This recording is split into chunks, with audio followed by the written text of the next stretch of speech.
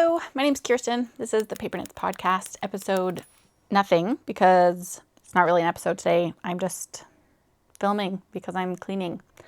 And I thought I'd take you along with me. I'm also testing out a new camera setup, and so I needed an excuse to film something, I guess.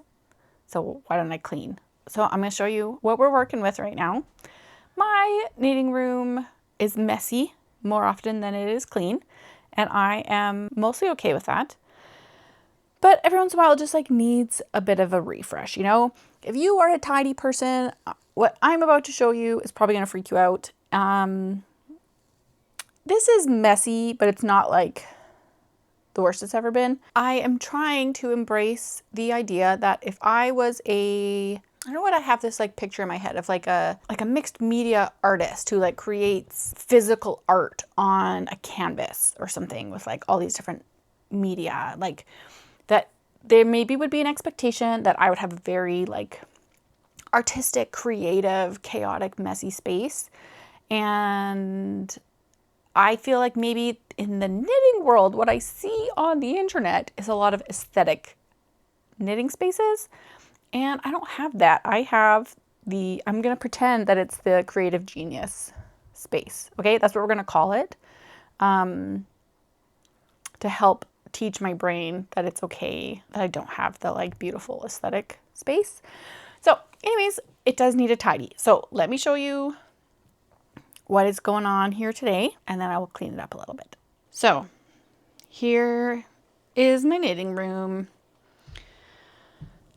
I have my knitting machine here. I had been trying to make a pair of socks for my son yesterday. It wasn't going super well, and so I have all of the miscellanea from that down here. This was it was kind of going well, and then it came off of the machine unexpectedly. This cart is full of things for my knitting machine and also weaving stuff that doesn't get used because I haven't used my loom in ages. I have my wheel out. I've been using my electric, like my e-spinner, but I wanted to get my wheel out again to practice with that. And so I have a braid of BFL fiber from Fireweed that I've been very slowly spinning there. I have my sewing space. I have not touched this shirt since last I showed it on here. I did buy buttons, and so, but I have to make buttonholes, and that is scary. So this is exciting. I just got these wool combs from BAM Fiberworks off of Etsy. My husband got them for me for my birthday. And yeah, they just arrived.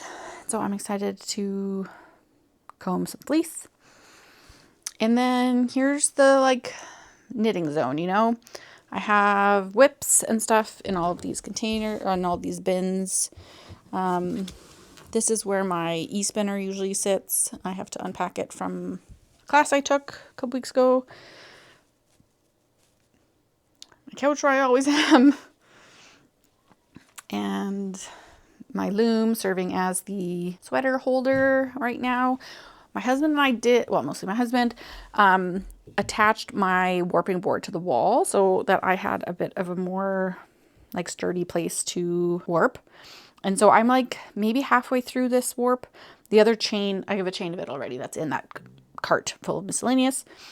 And I want to get back at that. And then I think mostly what is stressing me out right now is my desk, because I edit stuff here and then there's always stuff everywhere. And so then I can't put my computer there and it becomes like a catch-all zone. This is my leftover yarn from my Tulsa tee and I want to lengthen it. And so I haven't put it away, but like it's just sitting here and like it's been since March. So like I should just put it away. And just like things that need a home, you know. This is the camera that I'm testing out right now. And so I have the gear and stuff for that. This is a secret test knit that I'm going to give you a sneak peek of, I guess, apparently. And yeah, so let's tackle the desk a little bit. I also have hascaps from my garden.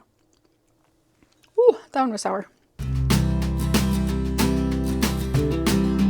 This is the camera that I usually film with, and I lost my lens cap. Maybe I'll find it today. That'd be great.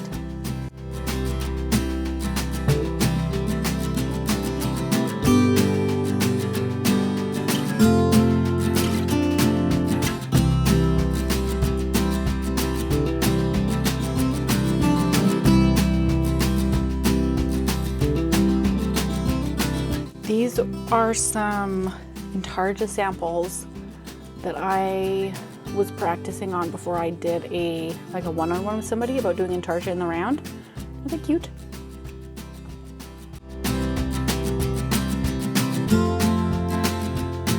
Once upon a time, I bought some acid dyes because I was going to dye some fiber, and then I didn't ever do that, but I don't know where it should live. And so it has gotten moved around to a lot of different places. And it's gonna live right here. I've just decided. Here's another cue card. Oh yeah, and here's another cue card too. Look, this one from the Fiber Nook. You can see, it's like cut out. I don't know if you can see the blue coming through there. It's super cool.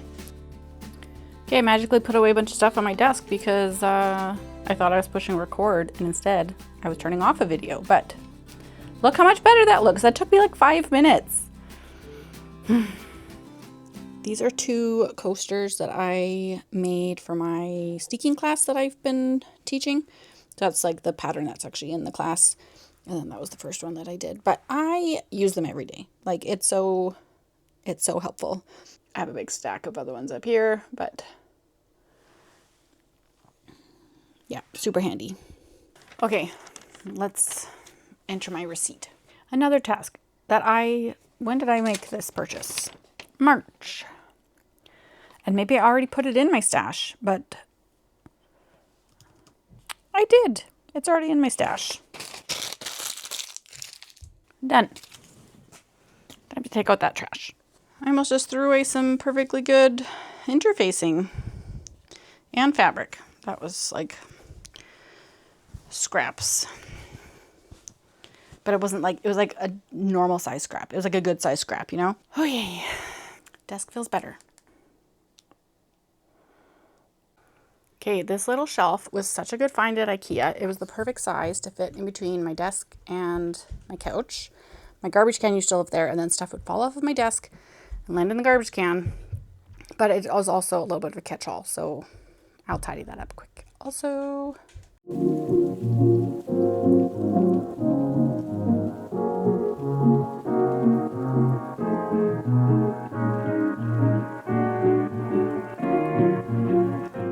okay, doesn't that look better? I mostly found homes for everything. I didn't just move things to a new pile, I promise.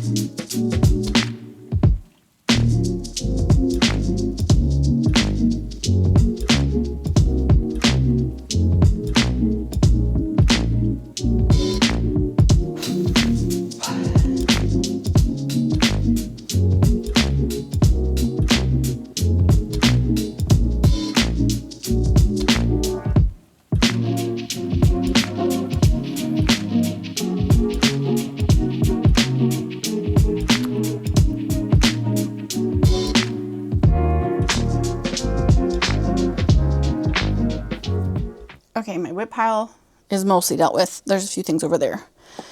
Still, do you want to see this pile of books that I have? Oh yeah, I just got this one, The Craft Without Pain, and was doing a couple of the exercises in it, reading through a few things. I have my Grandchild Adventure book out because I cast on another sweater that's in there that I have been looking for. It's like a project journal. Okay.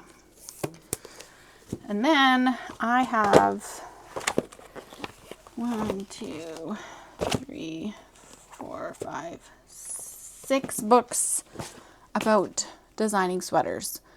Because I want to design a sweater. No, I want to, well, I do, but I want to design a sweater to do on my knitting machine. That's flat, in pieces. I would like to do set-in sleeves, and I don't know how to do that. And so I've been looking for a pattern on Ravelry that I can just copy, and it's hard to find something that's flat in pieces with set-in sleeves. My best bet, I think, if I wanted to use a pattern that's already been made, is to modify a Marie Wallin pattern. A lot of them are knit flat and sewn, and I just wouldn't have the color work, right? I just want a solid one color sweater that I want to do on my knitting machine. But anyways, Jolene from Jolene Knits a Lot had a whole bunch of books, and so I am borrowing a whole bunch of them. This, I think, is going to be the one, though. If I do one design myself, I think it's going to be this one. This is the Knitter's Handy Sweater Book of Patterns by Ann Budd. So I think that'll be a good option. There's this Knitting Workshop one by Elizabeth Zimmerman, which I'm just looking forward to reading anyways. A book by Zolda T called Little Red in the City, and this has some information about doing bust shaping. This one is an Aran sweater design. And then I haven't looked at this one yet. Knitting from the Top by Barbara Walker. Knitting pattern writing for knit designers by Kate Atherley. And then I just also had gotten this one out of the library. Oh, I have another book from the library. Where's that? Maybe upstairs. My library carries a handful of Lina books, and I had gotten out the 52 Weeks of Socks Volume 2, and surprisingly liked it so much that I bought it. But yeah, I got the accessories book, and so I went through and like flagged a bunch of ones that I liked, and I'm just gonna take a picture of the pattern, and then knit it one day. But check your local library. I'm hoping that one day my library will get the sweater book, but we'll see. Anyways, these are all just going to live here still because that's their home right now. I don't want to put them on my shelf because they don't belong to me. These two do. I could put those on my shelf, but I'm using them. So this is my bag that just sits next to me all the time when I'm knitting. It has all my needles in it. My notions bag usually lives in there. And then usually some random smaller whips. Oh yeah. And then this is that mitten. I haven't touched that since I talked about it in my last podcast episode. And then here you get to have a sneak peek at my Peary sweater. Peary cardigan, which is from this book that I'm knitting in Lopi yarn, Alphos Lopi, and let Lopi held double. I'm going to say that that's good enough for now. I did not tackle that half of the room, but this half of the room where I sit and knit mostly is much clearer. I'm going to vacuum. I'm going to wipe off the counters, dust things, and I think it's going to feel a little bit better in here. Also, that's the other book that I had. I found it. Okay, that's good enough for today. Doesn't that look better? Obviously still the home of a creative genius, but just a little bit more space to breathe.